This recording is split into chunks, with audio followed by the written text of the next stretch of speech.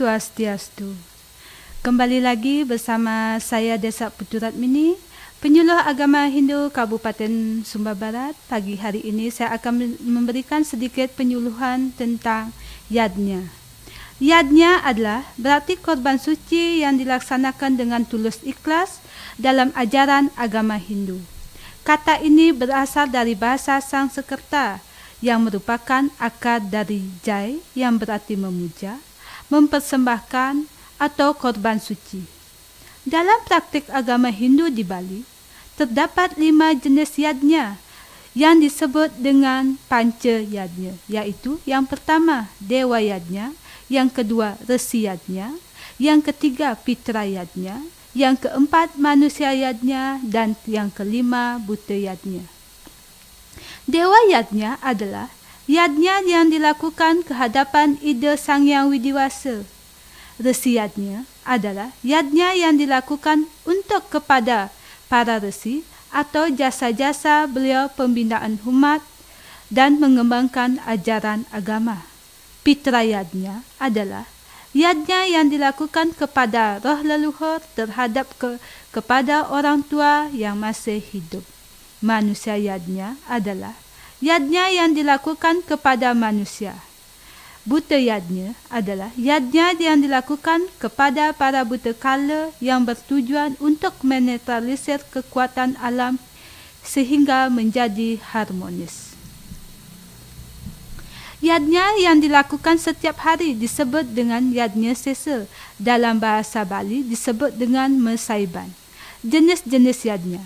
Secara garis besarnya, yadnya dapat dikelompokkan sebagai berikut. Dari segi waktu pelaksanaan yadnya dapat dibedakan. Yang pertama, nitya yadnya, yaitu yadnya yang dilakukan secara rutin setiap hari. Yadnya ini antara lain dalam bentuk mempersembahkan yang berupa yadnya sesa atau persembahyangan sehari-hari, sedangkan bagi sulingge melakukan surya sewana. Yadnya dalam bentuk yang lain dapat dilakukan melalui aktivitas sehari-hari.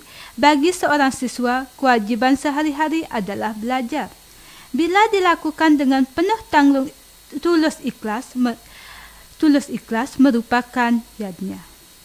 Bagi seorang petani, tukang, pegawai, dan sebagainya yang melaksanakan tugas sehari-hari dengan konsentrasi, persembahan kepada Tuhan serta keikhlasan juga merupakan niti yadnya. Naimita yadnya. Naimitika yadnya, yaitu yadnya yang dilakukan secara berkala atau waktu-waktu tertentu, khususnya untuk yadnya ini, terutama yadnya dalam bentuk persembahyangan atau upakara, yaitu upakara piodalan, sembahyang purnama dan tilam. Hari raya baik menurut uwaran maupun sasih, bagi bentuk yadnya yaitu tergantung kebiasaan pribadi per orang atau kelompok orang. Ada orang pada setiap hari raya tertentu melaksanakan tapa brata sebagai wujud yadnya pengendalian diri. Ada pula pada waktu tertentu setiap tahun atau setiap bulan melaksanakan dana punya baik dihaturkan kepada sulingge, orang tidak mampu dan sebagainya. Di samping itu, ada bentuk yadnya yang dilakukan secara esensial sesuai kebutuhan dengan waktu tidak tetap atau tidak rutin. Contohnya upacara ngaben, nakluk merana, tirta yatra. Demikian juga bentuk yadnya lainnya ada kala dilakukan tidak dengan jadual waktu tertentu.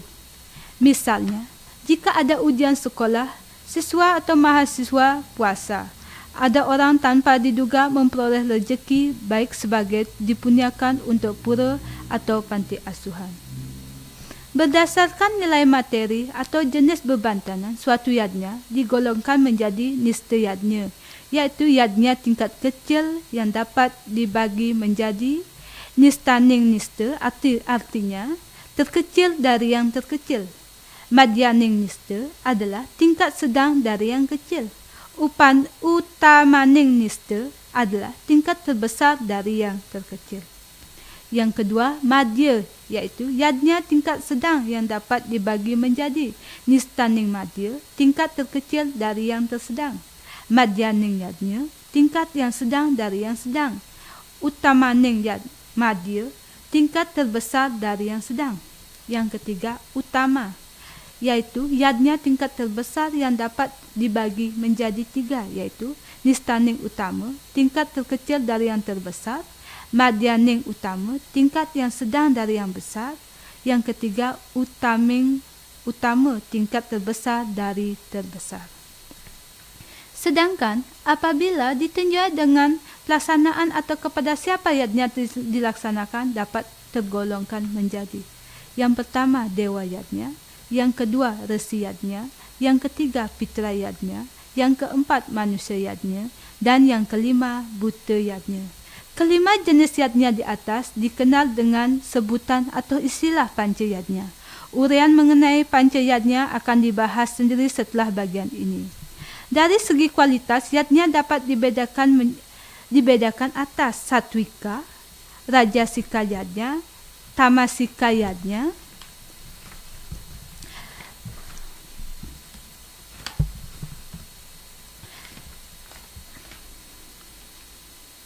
Sadmika yadnya adalah yadnya yang dilakukan berdasarkan upaya utama sada bakti, lascarya, dan semata melaksanakan sebagai kewajiban, ataupun bentuk yadnya yang dilakukan seperti persembahan, pengendalian diri, punya maupun jenana. Jika dilaksanakan bakti tanpa pamrih, maka tergolong sadmika yadnya.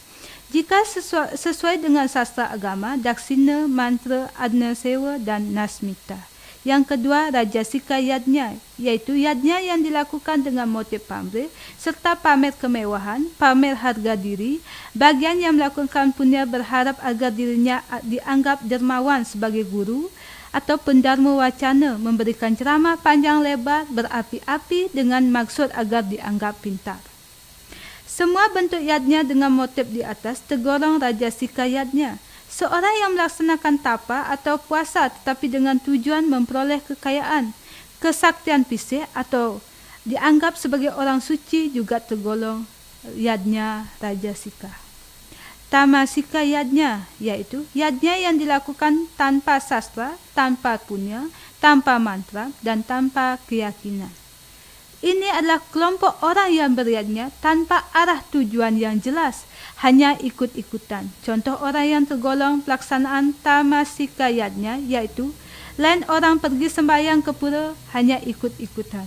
Malu tidak ke pura karena semua tetangga pergi ke pura. Orang gotong royong di pura atau tempat umum juga hanya ikut-ikuti tanpa menyadari manfaatnya. Termasuk dalam kategori ini adalah orang yang beryadnya karena terpaksa. Terpaksa maturan karena orang lain.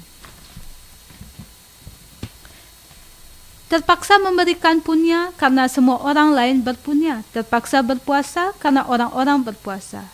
Jadi apapun yang dilaksanakan adalah sia-sia, tiada manfaat bagi peningkatan karmanya. Jenis-jenis yadnya di atas diuraikan dalam kitab Bhagavad Gita dalam sloka. Untuk yadnya yang membentuk persembahan atau upacara akan tergolong kualitas sadwika bila yadnya dilaksanakan berdasarkan 1. Srada, 2. Lascarya, 3. Sastra, 4. Daksina, 5. Mantram dan Gita, 6. Asna Sewa, 7. Naismika. Adapun jenis yadnya yang kita lakukan seharusnya yang juga menjadi tolak ukur untuk kualitas yadnya. Sedangkan kualitas yadnya yang harus dicapai setiap pelaksanaan yadnya adalah satwika yadnya. Tidak ada gunanya yadnya yang besar, tetapi sikap rajas dan tamas. Demikianlah penyuluhan agama Hindu yang saya berikan. Semoga bisa menambah ilmu kita tentang pengertian dari yadnya. Apabila ada salah kata atau kurang kata, saya minta maaf yang sebesar-besarnya. Dan tak lupa juga, semoga kita selalu dalam lindungan Ida Sang Yang Widiwasa. Akhir kata, saya tutup dengan Prama Santi. Om Santi, Santi, Santi, Om. RRI Digital dengan tampilan baru, berbagai konten kolaborasi dari berbagai program nasional. termasuk siaran visual langsung, siaran radio langsung, daftar putar musik, podcast, berita video, dan berbagai fitur interaksi pengguna dalam permainan. Berbagai konten menarik seperti suka, komentar, dan berbagi, serta obrolan langsung dengan penyiar dan pengguna. Pesan langsung dan fasilitas obrolan pribadi antara pengguna aplikasi juga tersedia. RRI Digital tersedia di Google Store dan App Store. RRI Digital.